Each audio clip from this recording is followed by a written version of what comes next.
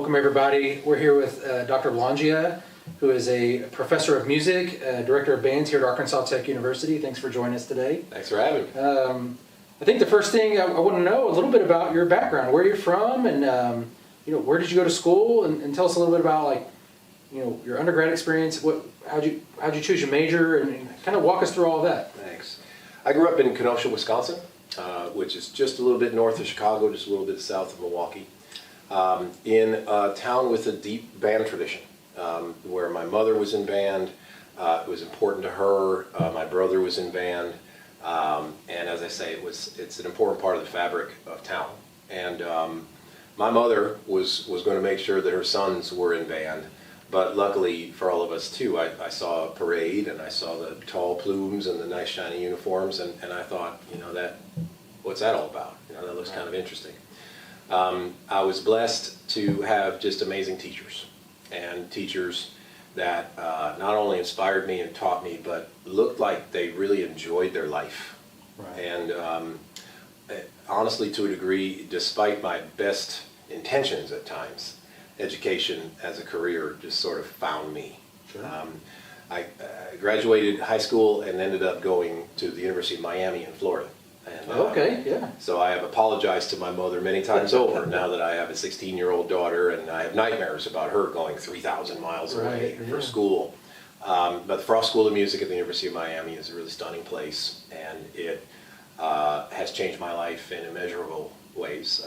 Faculty and friends and colleagues and a community that opened up my eyes to the universe and the world and things that I just had no opportunity to experience in my hometown. And so that lineage of incredible teachers just kept growing and growing and growing. And my junior high band director, my high school band director, my undergraduate band director are still people that when in doubt, I try to ask myself, what would they do? Right. And if I can figure out what I think they would do, I rarely go wrong. After my undergrad, I was very, very fortunate to be offered a job in the Spring Independent School District just outside of Houston, Texas. Okay. With some of the finest public school educators on earth.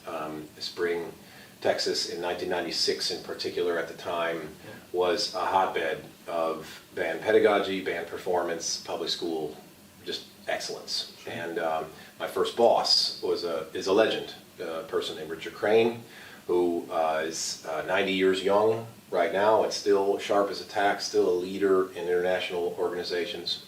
And he'll never know the gratitude that I can express to him for being a role model in my life, along with those people that came before him. I found my way to Florida to teach high school came back to Florida. Back the same area? Yeah, well, near Tampa at this point, just south of Tampa, north of Naples, in Cape Coral, Florida. And my friends and family, connections to Florida were, kind of pulling me back when I was in that Texas experience. And I wanted to be a high school director of bands. Sure. I was passionate about marching band, at the time passionate about repertoire, in particular for older students. And that drew me to that opportunity, and then my last public school job in Orlando at the Dr. Phillips High School Center for the Arts, where that was a magnet program in the 8th largest school district in America, where the most talented and ambitious music students could apply no matter where they lived in the school district to attend the Center for the Arts. And take piano class and music theory class and chase music education even as a high school student, akin to a lot of undergraduate music experiences. Sure.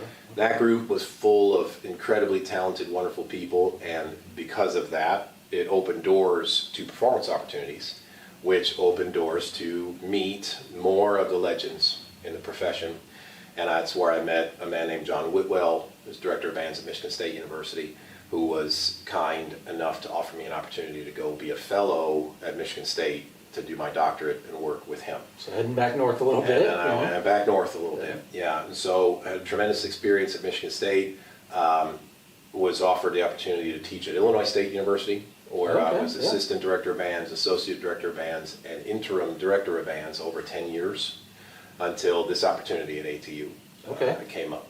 I'd known the names Hal Cooper and Gene Witherspoon for my entire professional career. And my mentors, like John Whitwell, like Gary Greedon in Miami, knew about the incredible work that Mr. Cooper did while he was here, standing on the shoulders of the incredible work of Gene Witherspoon. And so when this job came open, I knew it was a special opportunity. In 2015, at the time, my daughter was 6, my other daughter was 4, my son was 3. You don't have to spend much time in Russellville to realize it's a nice place to have 6, 4, and 3. Sure. And we live in a beautiful neighborhood with wonderful neighbors, and to know that they got to go to good schools, they get to get on their bike, and the biggest danger is that they're going to get too many cookies from the neighbors. It's a tough job, right? Yeah, you know, I'm fortunate beyond measure. Sure. It's funny that is it Illinois State you said? That's right. So I got my master's at Western Illinois. All right. So I spent some time in Lumberjacks? Well, Leathernecks? Leathernecks. Leathernecks. Right. I had to think about that for a second. Leathernecks. They're in Macomb, Illinois. Yeah. So you've been here at Tech, and you've been here since 2015. Yes, sir. So what have you seen? Just a little glimpse of what changes have you seen since the time you've been here? Wow. Yeah, you know, on campus, I guess. Sure. You know, it's hard to narrow down to campus than just to the university landscape, to higher education in general, to our country. Right. There's a lot. You know, boy, 2015 to 2025. The person that said, "May you live in interesting times," I think he can maybe just sit down for a second. Yeah. Frankly, I've enjoyed seeing a meme recently that said, "I just like to live in precedented times for a minute." Yeah, you know, it's been quite unprecedented quite often. Obviously, it's been a time of tremendous growth and change at ATU. The music department, from the leadership of Cynthia Huckel and now Jeff Bright, I'm really excited about the trajectory that we're on. The faculty in the music department is what has created the legacy upon which I was eager to come here. People like Hal Cooper, people like Gary Barrow, people like Ken and Karen Feuderer, people like Phil Parker, that built over decades, literally decades and decades, the standard of excellence in the department, and populated the state with quality music educators that love this place and love those incredible teachers. So we inherit that great benefit and have that great responsibility to try to live up to that. And that motivates my colleagues and I every single day. It really does. We are not going to be the people that let the standards sag. Sure. Not on our watch. And those folks gave to this institution for those so many years that since 2015, we've hired professor of flute, professor of saxophone, professor of trumpet, professor of horn, professor of tuba, professor of percussion, and professor of choral activities.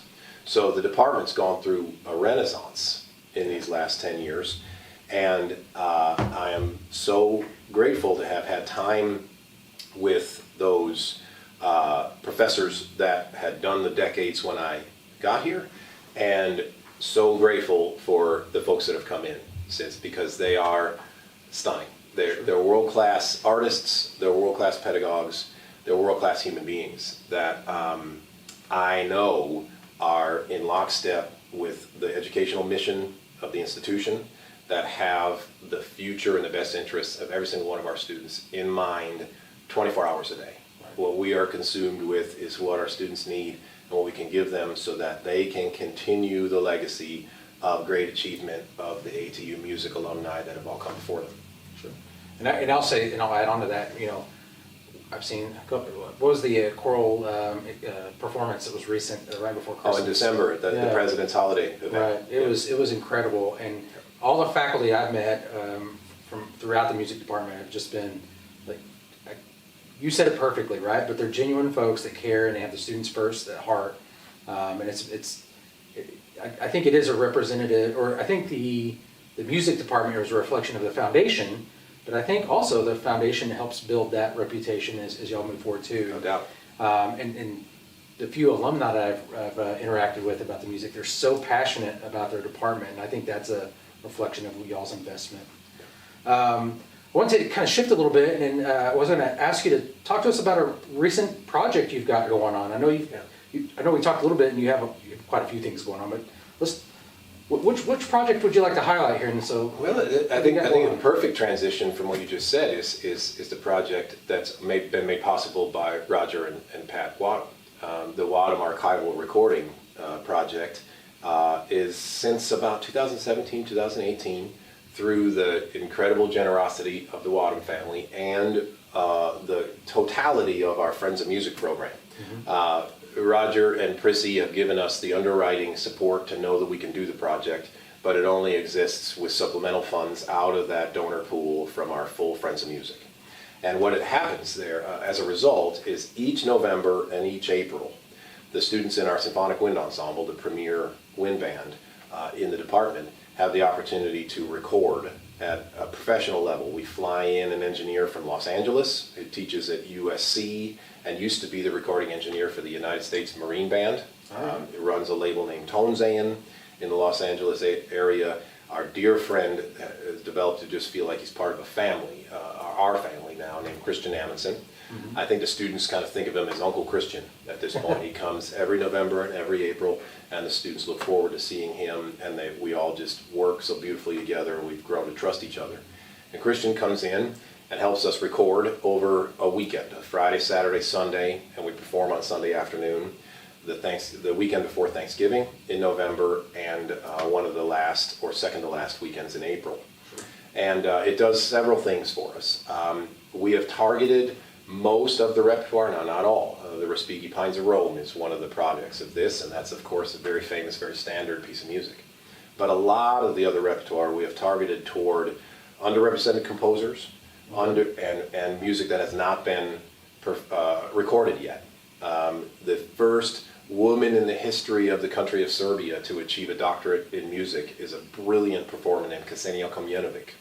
We recorded her first wind band piece ever written, that she ever wrote, based on folk music from Serbia, called Slavdom.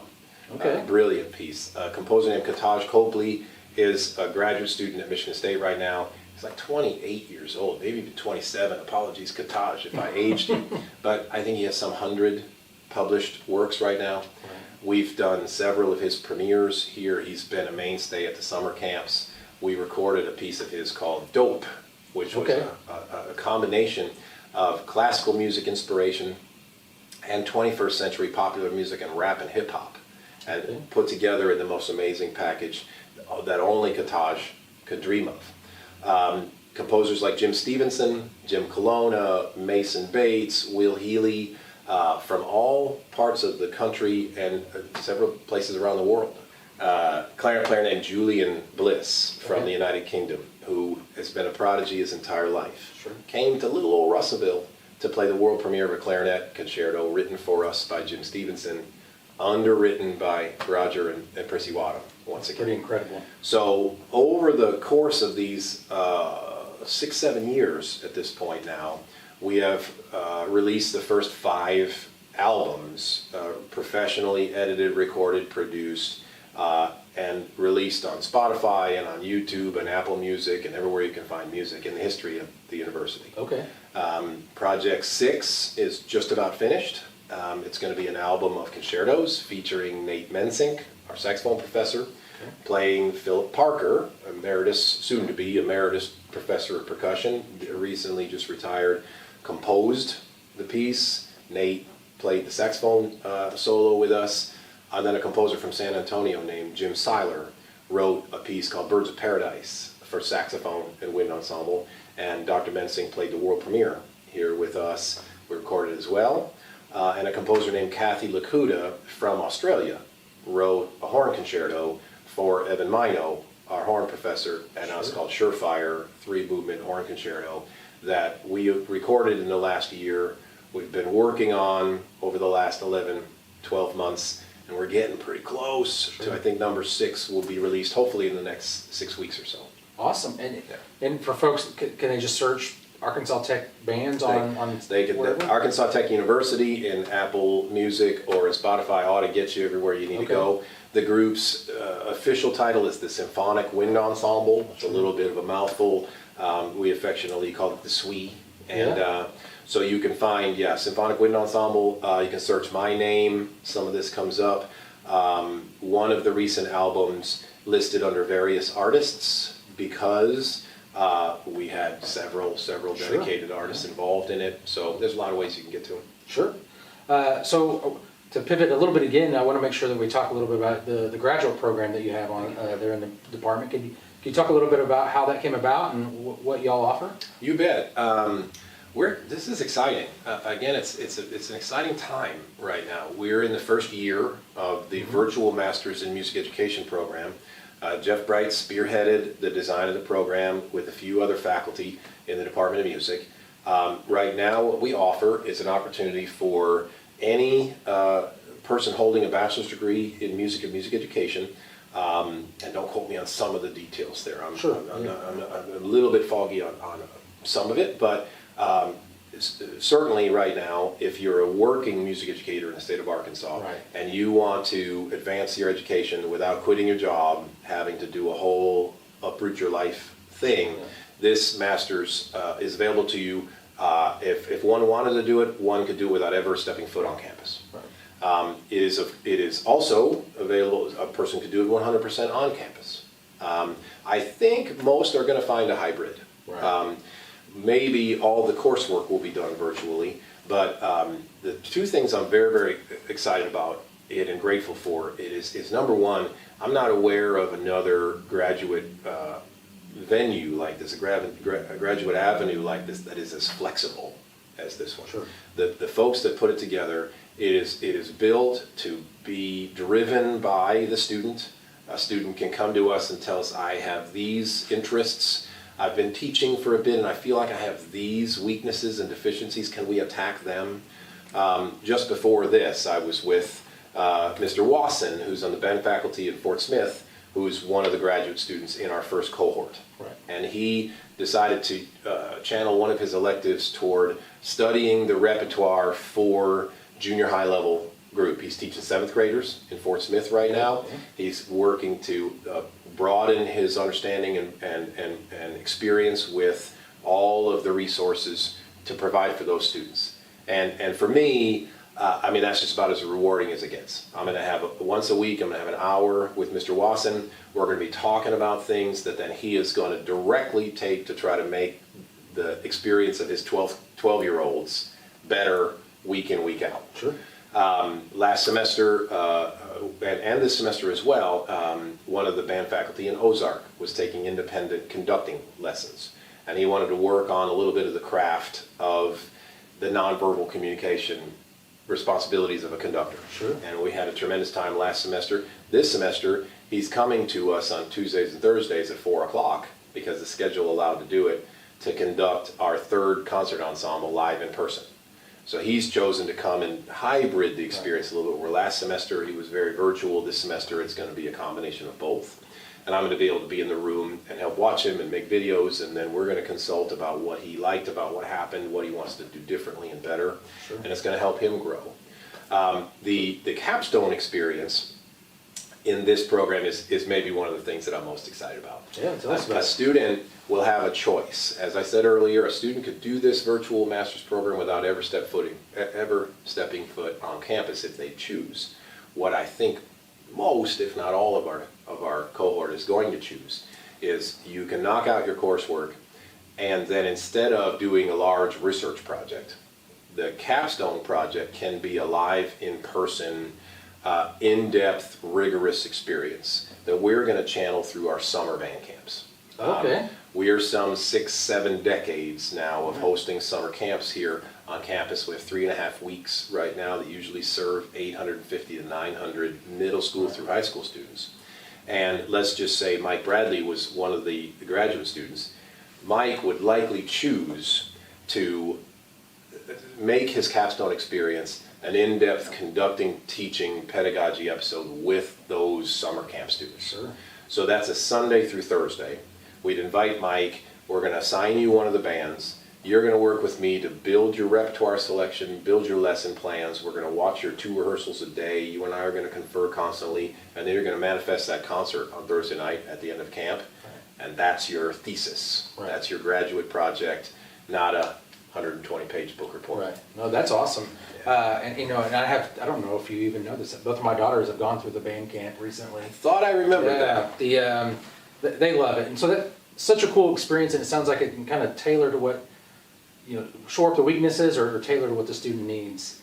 I know we're kind of coming toward the end of our time here. Before I leave, if there was somebody that's thinking about, they're an undergraduate student in music, and they're thinking about a grad program, is there any advice or sage wisdom that you could pass on to somebody? What would it be? Well, I'll leave it to the listener to decide what was wise and what was sage, I suppose. But what served me well was, and I think maybe this is a good omega to our alpha because it'll circle all the way back around. For me, Mr. Wheely changed my life, my junior high band director. Mr. Sabo took that and inspired me further. Mr. Green at my undergrad and my graduate degree, I did my master's degree with him, and Mr. Whitwell at my doctoral level.